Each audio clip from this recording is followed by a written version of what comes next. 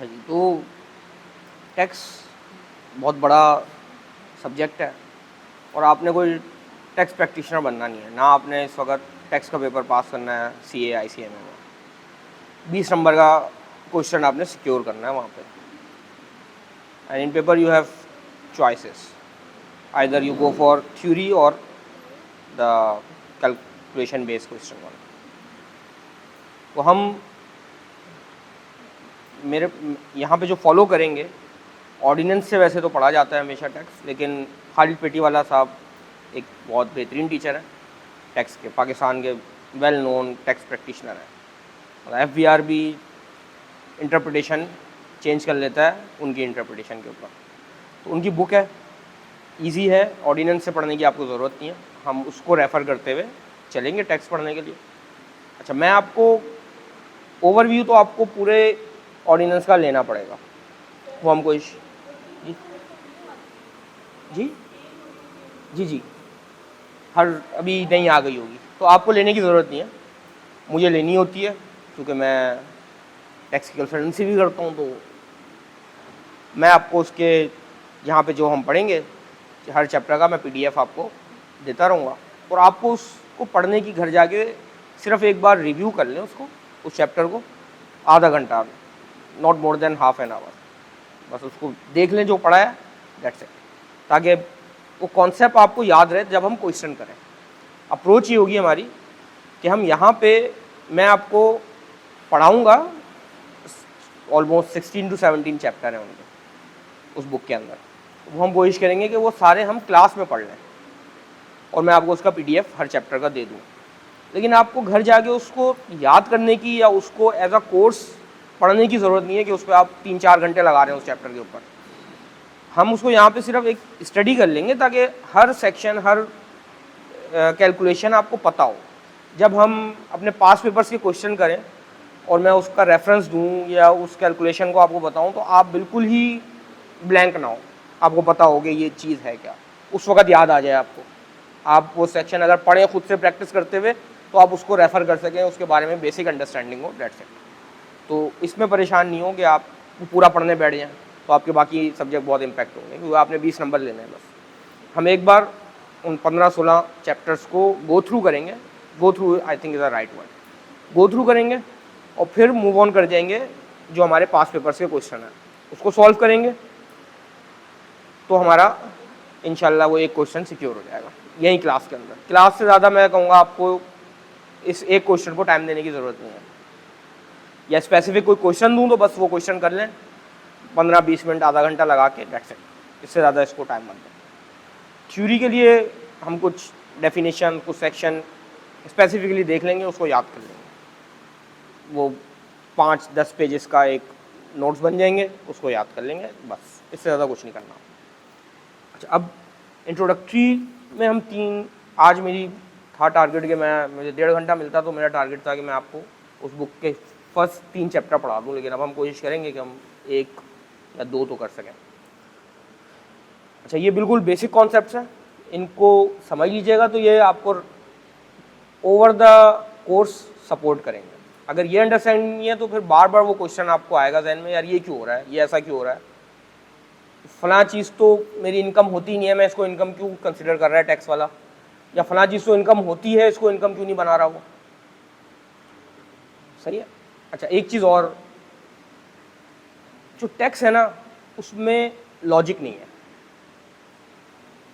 क्योंकि वो टैक्स के जो लॉस बनाए जाते हैं वो मुल्क के लिए रेवेन्यू जनरेट करने के लिए बनाए जाते हैं, और जो टैक्स बॉडीज़ जो जितने भी लॉस बनाते हैं उसके पीछे कोई लॉजिक नहीं होती, कोई यूनिवर्सल प्रिंसिपल नहीं चल रहा होता, कोई अकाउंटिंग का प्रिंसिपल नहीं चल रहा होता। उनका प्राइम ऑब्जेक्टिव है to generate maximum revenue for fund of countries expenditure. अब वो कहीं से भी किसी भी तरीके से लॉ क्रिएट करके उसको बनाते हैं। तो बहुत सारी चीज़ें आपको लगेंगी यार ये ऐसा क्यों है, एक जगह पे तो हम इसको इनकम कंसिडर कर रहे हैं, दूसरी जगह पे हम इसको इनकम कंसिडर नहीं कर रहे किसी और केस में, तो वो लॉ है, लॉ ऐसी तरह होता है। अच्छा जी, मूव करते हैं। अच्छा, 2 तरह की रिसिट्स हैं, revenue receipts and capital receipts. Any one of you have idea what's the difference between revenue receipts and capital receipts? Just a general one जो अकाउंटिंग में आपने पढ़ा है, अकाउंटिंग वाला कॉन्सेप्ट अगर किसी को पता है तो वो प्लीज़ ऐड ऑन करें। रेवेन्यू रिसिट क्या होती है? सर प्रॉफिट बनाने वाले जो होते हैं एसेट्स जो होते हैं वो बेसिकली रेवेन्यू। इनफ्लो, कोई भी ऐसा इनफ्लो जो अकाउंटिंग कहती है, हम यहाँ अकाउंटिंग वाली मैं बता रहा हूँ, कोई भी ऐसा इनफ्लो जो बार बार री इनकर हो रहा हो, मतलब उसकी फ्रीक्वेंसी बहुत ज़्यादा हो, और वो मेन कोर एक्टिविटी जो बिजनेस की है उससे जनरेट हो रहा हो, और इनफ्लो फंड का आ रहा हो, तो वो रेवेन्यू रिसीट होती है।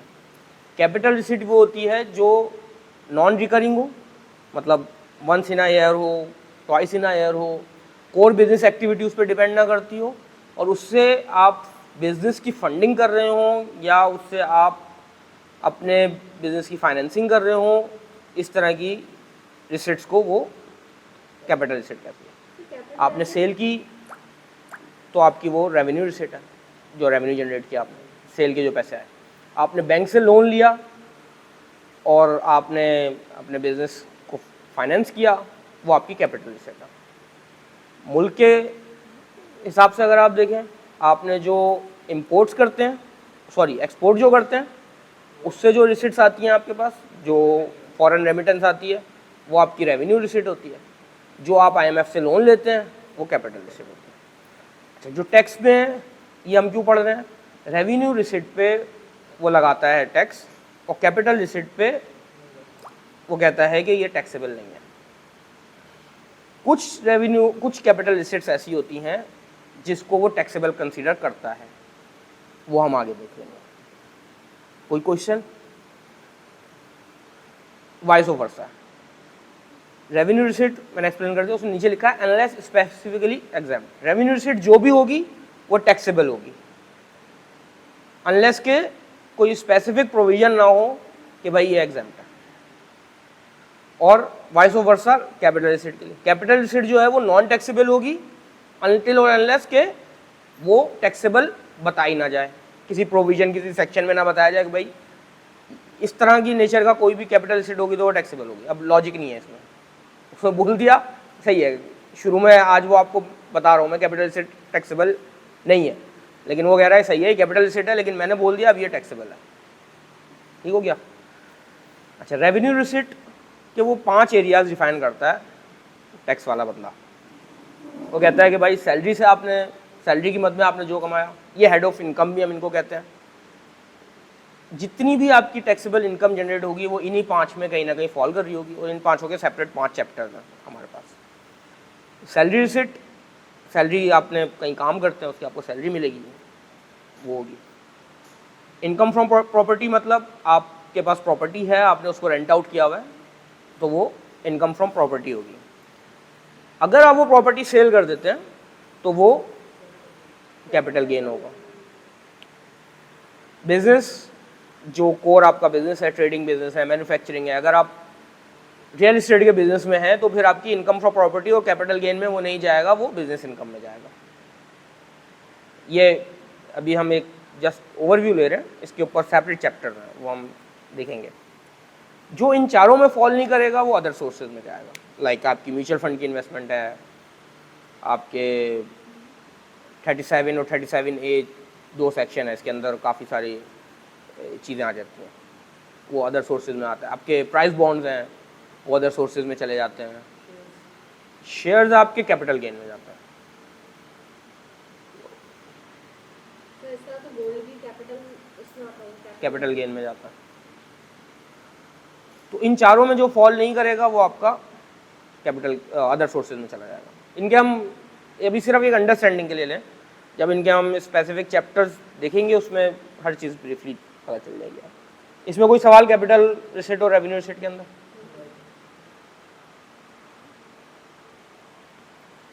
नजर आ रहा है सबको? अच्छा, अब फर्दर इसको, अच्छा ये जो है ना रेवेन्यू रिसिट और कैपिटल रिसिट, इसको एफबीआर ने कहीं पे भी डिफाइन नहीं किया कि इस तरह की एक्टिविटी होगी ऑर्डिनेंस के अंदर तो वो रेवेन्यू रिसीट होगी, या इस तरह की एक्टिविटी होगी तो वो कैपिटल रिसीट होगी।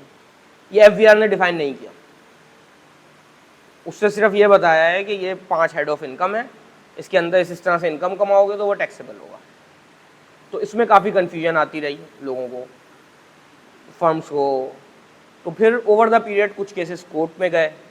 4 तरह के तरीके से ये डील होता है।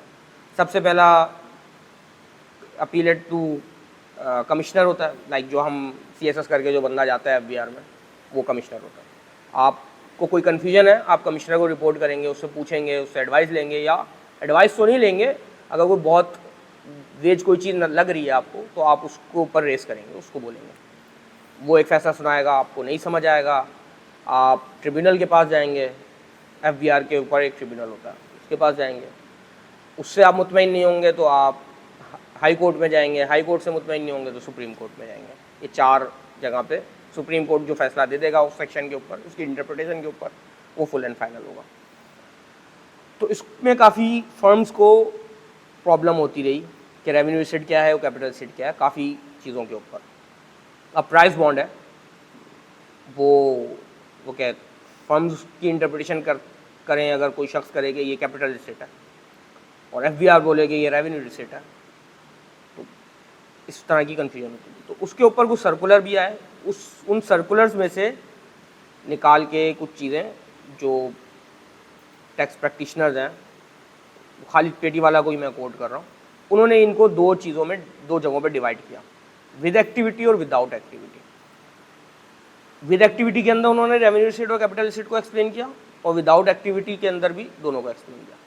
विद एक्टिविटी से मतलब है आपने कोई इनफ्लो आपके पास आया किसी एक्टिविटी की वजह से, आपने ट्रेडिंग की, आपके पास इनफ्लो आया, आपने घर सेल आउट किया, आपके पास रेवेन्यू आया, इनफ्लो आया, तो वो एक्टिविटी वाला है।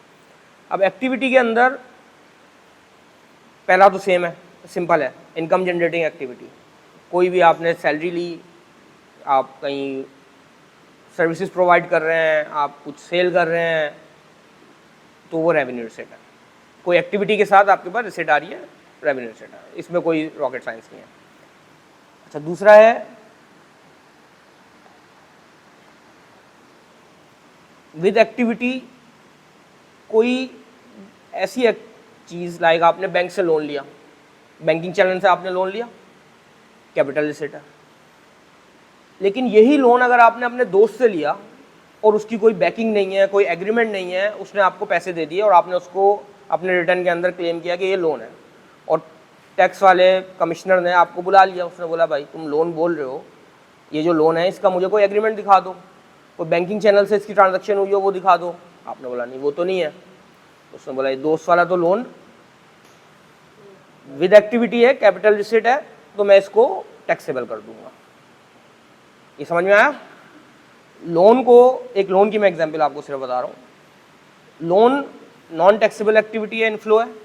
अगर तो बैंकिंग चैनल से लिया हो या किसी हाउसिंग एक्टिव जगह से लिया हो, हाउसिंग स्कीम से लिया हो, हाउसिंग बैंक वाले जो होते हैं उनसे लिया हो, किसी भी रेगुलेटरी बॉडी से लिया हो, अगर आपने अपने दोस्त से लिया है, आपने ऐसी रैंडम किसी से लिया है जिसके पीछे कोई बैकिंग नहीं है, जहाँ पे कंट्रोल नहीं है किसी गवर्नमेंट का, तो वो फिर आपका कमिश्नर की जवाबदेही है कि वो उसको टैक्सेबल कंसीडर कर ले और आपको उस पर टैक्स देना पड़े, वो आपकी इनकम कंसीडर कर लेगा वो पूरी की पूरी। तो वो है कैपिटल रिसीट, उसने मान लिया ये बात कैपिटल रिसीट है, लेकिन वो टैक्सेबल है। विद एक्टिविटी वाले समझ में आए कुछ इसमें सवाल? थोड़ा सा ये है कन्फ्यूजन, इतनी आसानी से नहीं समझ आता। अच्छा, विदाउट एक्टिविटी में भी रेवेन्यू रिसीट और कैपिटल रिसीट है। ऐसा कोई भी इनफ्लो जिसमें आपका लीगल राइट इस्टेब्लिश हो रहा हो और वो आपको रिसीट मिल रही हो, तो वो रेवेन्यू रिसीट है। अब लीगल राइट किन किन केस में हो सकता है? मैंने घर किराए पे दिया हुआ था और उस बंदे की, किराएदार की किसी से लड़ाई हुई और उस शख्स ने आके वो घर तोड़ दिया। अब क्योंकि पोजेशन उसका था, कंट्रोल मेरा था। ऑनरशिप मेरी थी, कंट्रोल उसका था। ऑनरशिप मेरे में तो पास था, पोजेशन एंड कंट्रोल किराएदार के पास था। तो सारे रिस्क एंड रिवॉर्ड उसके थे। अब घर उसने मेरा उसकी वजह से टूट गया, तो मेरा लीगल राइट है कि मुझे उसका कंपनसेशन मिले। मुझे उसका कंपनसेशन जैसे ही मिलेगा तो वो टैक्सेबल हो जाएगा, क्योंकि लीगल राइट इस्टेब्लिश हुआ। मेरा लीगल राइट इस्टेब्लिश हुआ कि मैं उससे कंपनसेशन लूँ, और मैंने कंपनसेशन जैसे ही लिया तो वो टैक्सेबल इनकम है, मुझे उसके ऊपर टैक्स देना है। Got it? और कोई इस तरह का सिनेरियो आप लोगों को ध्यान में आ रहा हो? थोड़ा सा आगे आ जाए तो आसानी हो जाएगी, मुझे भी आपको भी आवाज़ भी आएगी अच्छी। आपने अभी पहले बताया था कैपिटल एसेट पे टैक्स नहीं लगते, इससे पहले वाली स्लाइड में आपने अभी बोला था कैपिटल एसेट पे टैक्स नहीं लगता, कैपिटल एसेट्स पे टैक्स नहीं लगता, कैपिटल रिसिट्स पे आपने कहा था एसेट्स पे हाँ। टैक्स नहीं लगता। आप अभी इसमें कह रहे हैं कैपिटल मैं सबसे पहले वाला पढ़ रहा हूँ, वो रेवेन्यू रिसिट है, एस्टेब्लिशमेंट ऑफ लीगल राइट्स वाला, नहीं, इस वाले में कह विदाउट एक्टिविटी में, विद एक्टिविटी वाले में। जी पूछे। आपने ऐसा बोला ना कि कैपिटल एसेट पे इस पे टैक्स लगता है जिसपे वो है, सर ये कॉन्फ्लिक्ट नहीं है? एक मिनट उनका सवाल लेना, फिर आपके पास आ जाए।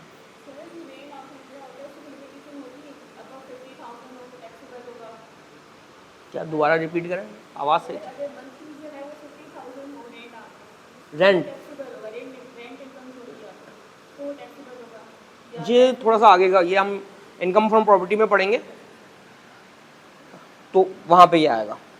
अच्छा, रेंट के अंदर आपकी, चलें अब आपने सवाल कर लिया तो बता देता हूँ, आपकी जो बिजनेस इनकम है,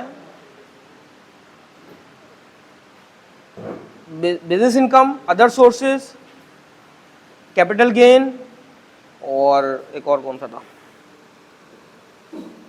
इनकम फ्रॉम प्रॉपर्टी, ये चारों मिला के किसी भी तरह 4 लाख से ऊपर अगर आपने अर्न कर लिया तो वो टैक्सेबल है। 4 लाख के ऊपर जो रुपया है वो टैक्सेबल हो जाएगा। ठीक हो गया? 4 लाख तक एग्जाम्प्ट इनकम है। सैलरी के केस में 6 लाख रुपए, अगर आपने 6,10,000 रुपये सैलरी कमाई है पूरे साल में तो 10,000 रुपये टैक्सेबल है, 6 लाख रुपए एग्जाम्प्ट है, 6 लाख से ऊपर जितना होगा टैक्सेबल हो जाएगा। दोनों मिला के अगर 4 लाख से ऊपर चला गया और उसमें 75% जो है वो बिजनेस इनकम मोर देन हुई तो टैक्सेबल हो जाएगा। सही है? वैसे भी आप इसको ना समझे, आपके सवाल का जवाब दे दिया मैंने। अभी हम इस चीज़ को अगले चैप्टर में देखेंगे, ये बेसिक कॉन्सेप्ट देखने के बाद। अब आप बता दो। सर आपने अभी कैपिटल रिसिट का बताया था, इससे पहले वाली स्लाइड हाँ, विद एक्टिविटी में में उन्होंने उसमें टैक्स नहीं लगता, आपने कैपिटल रिसिट पे टैक्स नहीं लगता। कैपिटल एसेट पे टैक्स नहीं लगता। आपने विद एक्टिविटी में भी ये बताया कि जो लोन वाला होगा उसमें टैक्स क्यों कंसिडर करेंगे? सही है, क्वेश्चन कंप्लीट हो गया। अब इसको पढ़ें।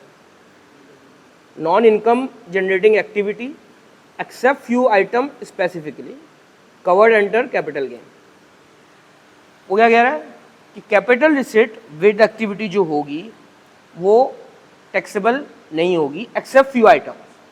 मैंने इसमें आपको एग्जांपल दी थी कि अगर आपने बैंकिंग चैनल से लोन लिया है तो वो टैक्सेबल नहीं है, कैपिटल रिसिट है, टैक्सेबल नहीं है। अगर आपने अपने दोस्त से लोन लिया है, विद एक्टिविटी है, दोस्त से लोन लिया है, वो एक्सेप्ट फ्यू आइटम में आएगा लेकिन हम जब तो वो टैक्सेबल हो जाएगा। तो वो तो टैक्स इम्पोज करके देते हैं कि टैक्स किसमें? आपको पे करना है। जब हम बैंक से कोई लोन लेते हैं तो वो तो टैक्स इम्पोज करके हमसे वापस नहीं, ऐसा कुछ भी नहीं है। लोन पे वो टैक्स थोड़ी लेगा। नहीं होता है टैक्स। नहीं, लोन पे टैक्स कैसे लेगा वो विद होल्डिंग के टर्म्स होंगी, वो कुछ और होगा। अभी आप उसमें नहीं जाए। ये बात यहाँ तक समझ में आ गई? क्लियर है? अच्छा, हम ये विदाउट एक्टिविटी में लीगल राइट वाली बात समझ में आई? इसमें कोई क्वेश्चन?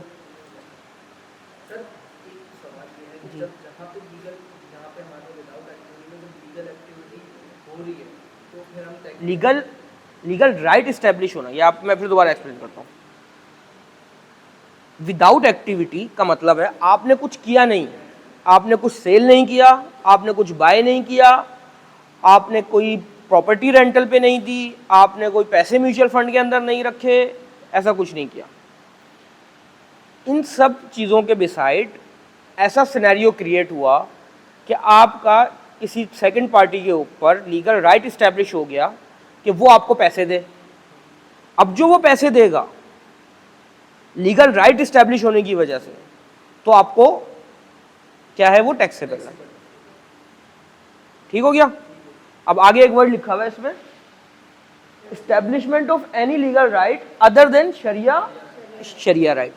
अब यहाँ खवातीन है, आप हक महर आप लोगों को मिलता है, लीगल राइट है, शरिया राइट है ना, शरिया राइट होने की वजह से वो लीगल है।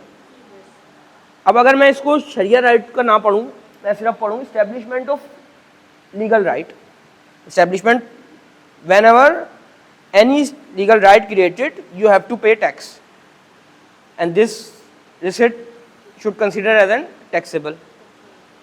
और शरिया कंप्लाइंट को हटा दो, अदर देन शरिया कंप्लाइंट वाली वर्ड को हटा दो, तो क्या होगा, जो हक महर आपको मिलेगा वो एफबीआर वाले आ जाएंगे, बोलेंगे भाई टैक्स दो। हमें जहेज में कुछ मिलेगा तो वो बोलेंगे टैक्स दो। समझ आई बात। शरिया राइट, अब शरिया राइट क्या, इनहेरिटेंस।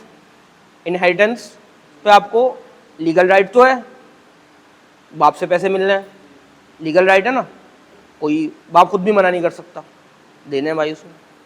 कोर्ट में चले जाएं आप तो आपको इनहेरिटेंस मिलेगी मिलेगी, लीगल राइट है।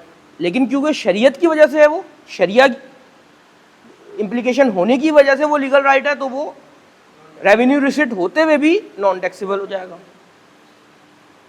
विदाउट एक्टिविटी कुछ किया तो नहीं ना, इनहेरिटेंस मिलने के लिए कुछ किया तो नहीं, हक महर मिलने के लिए कुछ किया तो नहीं, कोई एक्टिव शादी की, निकाह पे साइन किए, लेकिन कोई बिजनेस एक्टिविटी तो जनरेट नहीं हुई ना। तो ऐसा कोई लीगल राइट जो शरिया की वजह से होगा वो नॉन टैक्सेबल होगा। उसके अलावा किसी भी वजह से लीगल राइट इस्टेब्लिश होगा और आपको पैसे मिलेंगे तो वो क्या होगा, टैक्सेबल होगा। क्लियर हो गई बात, कोई मसला है इसमें? ये बहुत इंपॉर्टेंट है, ये आपको बहुत तंग करता रहेगा, वरना अगर इसको आप लोगों ने सही तरह नहीं पकड़ा। मुझे बहुत अरसे तक ये तंग करता रहा। अच्छा भाई, अब विदाउट एक्टिविटी वॉलंटरी बेसिस पे है।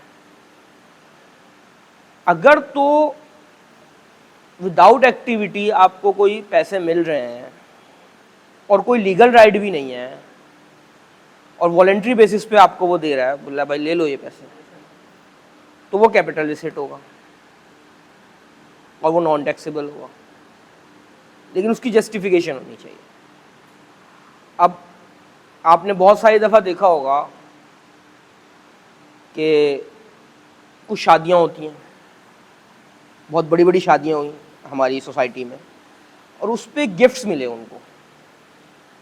अच्छा, गिफ्ट्स का एक बहुत ही कॉन्सेप्ट है आम, जो लोग टैक्स को नहीं जानते, कि हम कभी भी किसी से गिफ्ट लेके उसको डिक्लेयर कर दें तो वो हम आज़ाद हैं, उसको नॉन टैक्सेबल कर दें। ऐसा नहीं है। आपने अपने रिटर्न में गिफ्ट डिक्लेयर किया, आपने बोला मुझे 1 करोड़ रुपए गिफ्ट की मद में मिला, XYZ बंदे ने मुझे गिफ्ट दिया। कमिश्नर आपसे पूछेगा, अगर तो उसने ऑडिट खोला तो वो आपसे पूछेगा कि भाई ये XYZ बंदे ने जो गिफ्ट तुम्हें दिया ये क्यों दिया? तुम्हारे कोई बच्चे का अकीका था, कोई तुमने शादी की थी, कुछ क्या एक्टिविटी हुई थी जिसपे इसने तुम्हें गिफ्ट दिया? तो उसको थोड़ा सा जस्टिफाई करना पड़ेगा। ऐसे ही गिफ्ट दिया और फिर आपका एक दूसरे से रिलेशन क्या था, कॉन्फ्लिक्ट ऑफ इंटरेस्ट तो नहीं था। अब मैं डिप्टी कमिश्नर हूँ और मुझे इलाके का बिजनेसमैन गिफ्ट दे रहा हो 1 करोड़ रुपए का, तो दैट इज समथिंग फिशी ना। या मैं अपनी फर्म कंपनी के अंदर फाइनेंस स्पेशलिस्ट हूँ और मुझे मेरा ऑडिटर या मैं अपने ऑडिटर को गिफ्ट दे रहा हूँ, तो that is something fishy, that's not a gift, that's a bribe. और कमिश्नर FBR बोलेगा मुझे इस पर टैक्स दो क्योंकि तुमने इनकम जनरेट की है। FIA बोलेगा कि ब्राइब है, इसको अंदर डालो। FBR बोलेगा मुझे टैक्स दो और छुट्टी करो। ये जेन्युइनली ऐसे ही है। ठीक हो गया, समझ आई बात? वॉलेंट्री बेसिस पे आपको कोई चीज़ मिली और वो गिफ्ट थी या आपको किसी ने वैसे ही कुछ दिया, लेकिन आपको उसको जस्टिफाई करना है कि ये वॉलेंट्री बेसिस पे था। स्पाउस गिफ्ट होता है, स्पाउस गिफ्ट वो तो क्लियर है, वो तो क्लियर है। आपके ब्लड रिलेशन ने आपको कोई भी गिफ्ट दिया, एग्जाम्प्ट है, कोई क्वेश्चन ही नहीं है, लेकिन ब्लड रिलेशन के बाद इतने पैसे होने चाहिए। अब आपने एक सिनेरियो लेते हैं, ऐसे एग्जाम्पल लेते हैं, एक बिजनेसमैन है, उसके पास ब्लैक मनी है 10 करोड़ रुपए, और उसने बिजनेस करना है, सही है। अब उसके रिटर्न में डिक्लेयर्ड अमाउंट जो है वो 1 करोड़ रुपए है। अब 9 करोड़ रुपए की उसने इंपोर्ट करनी है, 10 करोड़ की इंपोर्ट करनी है, उसके बाद 1 करोड़ रुपए वाइट है जो उसने रिटर्न में डिक्लेयर किया हुआ है। अब बाकी 9 करोड़ कैसे लाए, इंपोर्ट कैसे करे? अगर वो करेगा इंपोर्ट, 9 करोड़ का माल मंगाएगा तो FVR पूछेगा, भाई कहाँ से आया तुम्हारे पास, तो तुम्हारे रिटर्न में मुझे 1 करोड़ रुपए नजर आ रहा है, बाकी 9 करोड़ कहाँ से लेकर आए? उसने अपने स्पाउस को बोला कि मुझे तुम गिफ्ट दे दो, स्पाउस ने अपने रिटर्न में लिख दिया कि 9 करोड़ रुपए का आउटफ्लो गिफ्ट की मद में मैंने अपने शौहर को दिया। तो अब बीइंग अ कमिश्नर, अल्लाह करे आप में से कोई बन जाए, आप लोग क्या सवाल करेंगे? स्पाउस का रिटर्न खोलो, स्पाउस का रिटर्न खोलो, क्या स्पाउस के बाद 9 करोड़ रुपए वाइट है? इसने अर्न किया 9 करोड़ रुपए पिछले 1 साल में, 2 साल में, 10 साल में, या उस 9 करोड़ रुपए पे इसका जो स्पाउस है जो दे रही है या दे रहा है उसने टैक्स पे किया है? अगर नहीं किया तो फिर दोनों से पूछो कहाँ से लेकर आए, और दोनों से टैक्स लो, या उससे लो या इससे लो, किसी एक से तो लो। क्लियर? तो blood relation, cut the story short, आपके क्वेश्चन का सवाल, ब्लड रिलेशन कभी भी कोई गिफ्ट देगा उसके पास अपने पास मौजूद है, एग्जेम्प्ट है, कोई टैक्स नहीं है। बाप दे, माँ दे, भाई दे, बहन दे, कोई भी blood relation, and spouses as well. इस पे कैपिटल लिस्टेड रेवेन्यू शीट पे बेसिक अंडरस्टैंडिंग तो हो गई। बहुत डिटेल में तो अभी भी मुझसे तुम कोई पूछ लोगे कि यार ये रेवेन्यू शीट में आएगा या कैपिटल शीट में आएगा, मुझे भी थोड़ी सी परेशानी हो जाएगी। केस टू केस बहुत वेरी करता है, बहुत सब्जेक्टिविटी। एक मिनट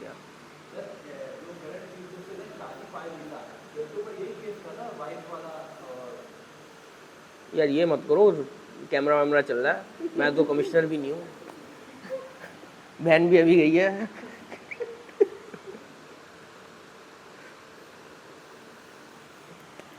अच्छा जी, आगे बढ़ते हैं।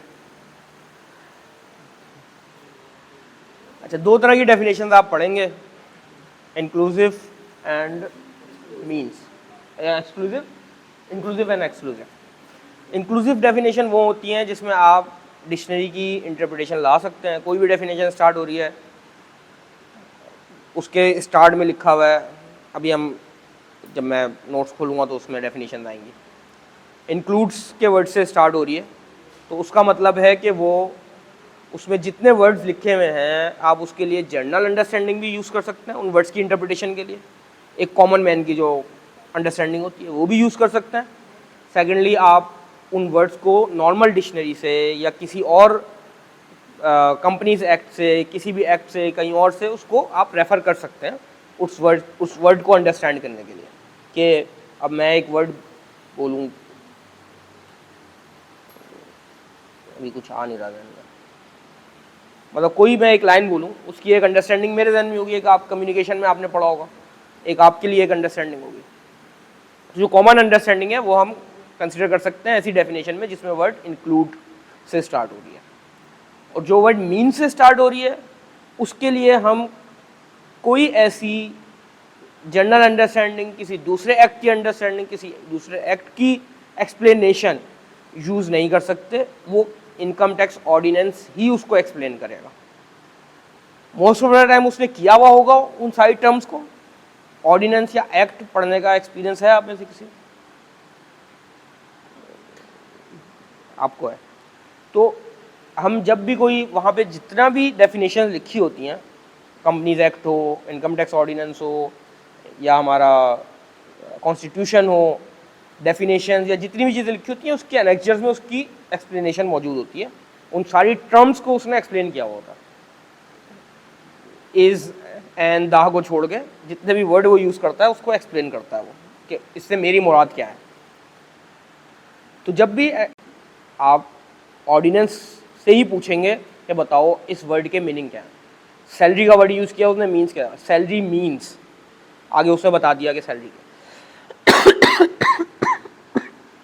तो जितनी बातें उसने आगे लिखी होंगी वो ऑर्डिनेंस ही नीचे एक्सप्लेन कर रहा होगा कि इस वर्ड से ये मीनिंग है, इस वर्ड से सब डेफिनेशन आप कह सकते हैं।